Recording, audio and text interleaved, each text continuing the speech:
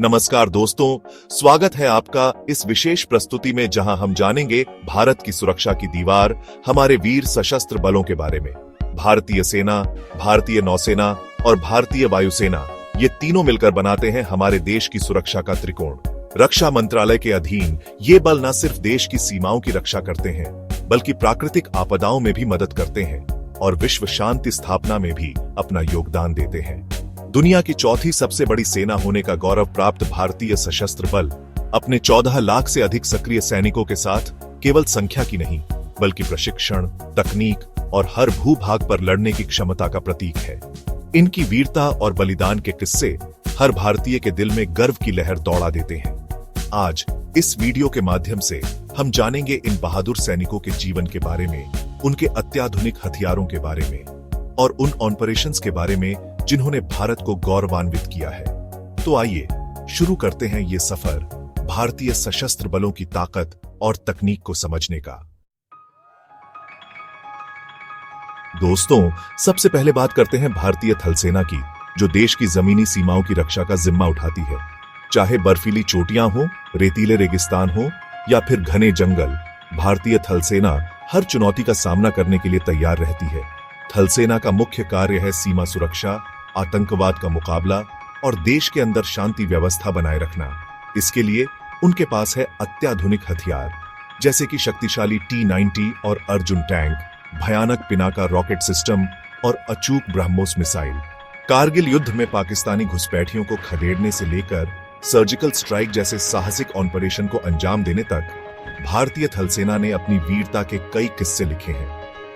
थल सेना के जांबाज सैनिकों को कठोर प्रशिक्षण दिया जाता है, जो उन्हें हर परिस्थिति में लड़ने के लिए तैयार करता है। इनमें शामिल हैं पैरा स्पेशल फोर्सेस, जो दुश्मन के इलाके में घुसकर हमला करने में माहिर है, और घातक प्लाटून, जो गुरिल्ला युद्ध में अपनी विशेषज्ञता के लिए जाने जाते हैं।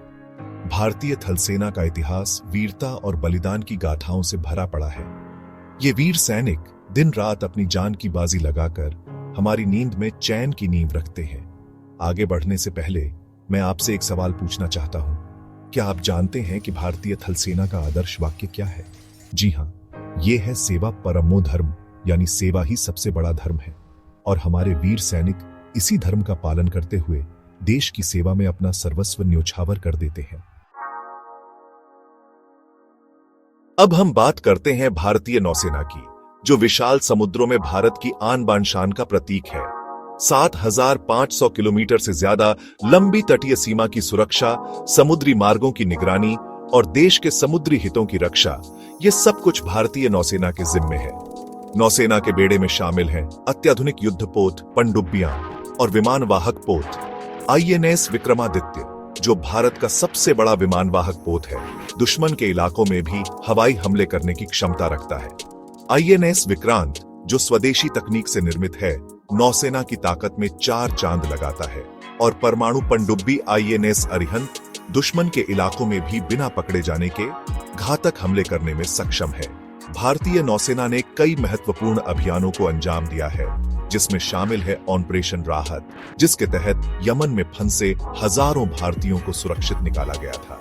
इसके अलावा नौसेना अदन की खाड़ी में समुद्री डकैती रोकने में भी अहम भूमिका निभाती है। नौसेना के जवानों को कठोर प्रशिक्षण दिया जाता है, जिसमें उन्हें समुद्र की हर चुनौती का सामना करना सिखाया जाता है।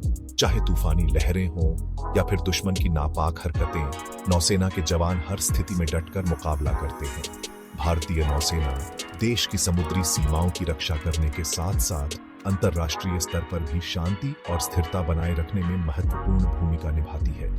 दोस्तों, क्या आप जानते हैं कि भारतीय नौसेना का आदर्श वाक्य क्या है?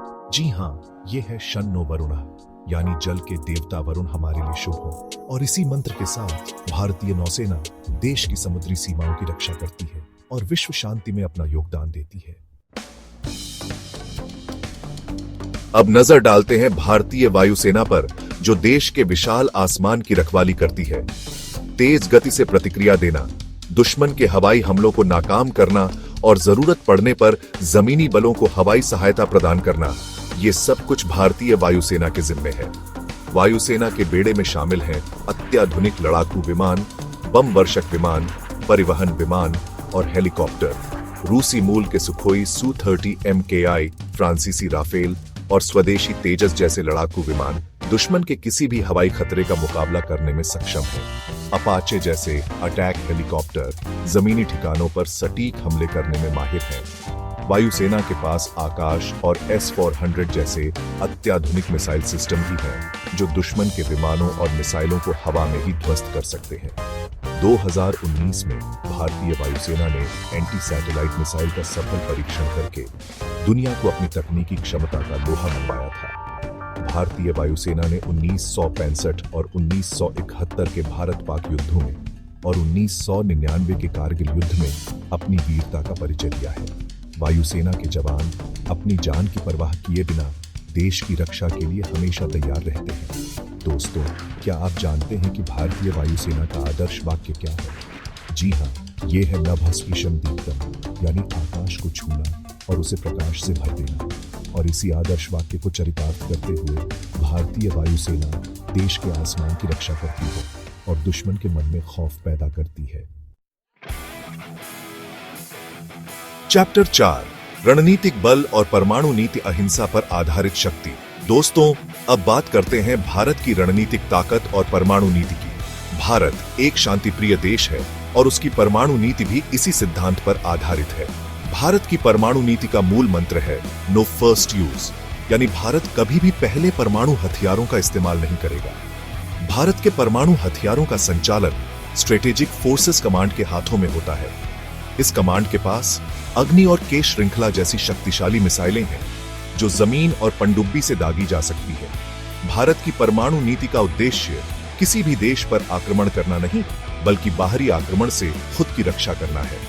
भारत का मानना है कि परमाणु हथियारों का इस्तेमाल केवल अंतिम विकल्प के तौर पर ही किया जाना चाहिए। भारत अंतरराष्ट्रीय स्तर पर परमाणु निरस्त्रीकरण के प्रयासों का समर्थन करता है और मानता है कि दुनिया को परमाणु हथियारों से मुक्त होना चाहिए। चैप्टर 5, रक्षा तकनीक और DRDO, आत्मनिर्भरता की ओर कदम। दोस्तों, भारत रक्षा के क्षेत्र में आत्मनिर्भर बनने की दिशा में तेजी से आगे बढ़ रहा है। रक्षा अनुसंधान और विकास संगठन DRDO इस दिशा में महत्वपूर्ण भूमिका निभा रहा है। DRDO ने तेजस लड़ाकू विमान, अरिहंत परमाणु पनडुब्बी और अग्नि मिसाइल श्रृंखला जैसे कई अत्याधुनिक हथियार प्रणालियों का विकास किया है।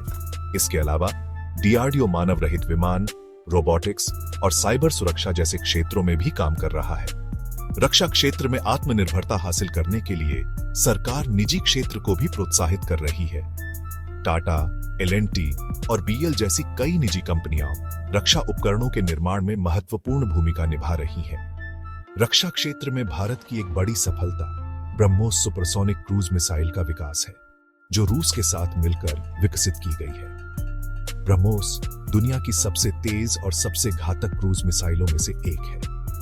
रक्षा क्षेत्र में आत्मनिर्भरता हासिल करके भारत न सिर्फ अपनी सुरक्षा को मजबूत बना रहा है, बल्कि वैश्विक स्तर पर भी एक प्रमुख रक्षा निर्यातक देश बनने की दिशा में आगे बढ़ रहा है।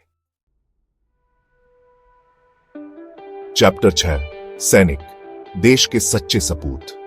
दोस्तों, इस सफर के अंत में मैं उन वीर सैनिकों को नमन करना चाहता हूं जो अपनी जान की बाजी लगाकर हमारी रक्षा करते हैं। चाहे भीषण गर्मी हो या कड़ाके की ठंड, चाहे ऊंचे पहाड़ हो या गहरे समुद्र, हमारे सैनिक हर चुनौती का सामना डटकर करते हैं। ये सैनिक अपने परिवार और अपनों से दूर सीमाओं पर तैनात रहते हैं ताकि हम अपने घरों में चैन की नींद सो सकें। इनकी वीरता और बलिदान को शब्दों में बयां नहीं किया जा सकता। आइए हम सब मिलकर इन वीर सैनिकों के प्रति अपनी कृतज्ञता व्यक्त करें और उनके परिवारों का सम्मान करें, क्योंकि ये सैनिक ही हैं जो हमें सुरक्षित रखते हैं और हमारे देश को गौरवान्वित करते हैं।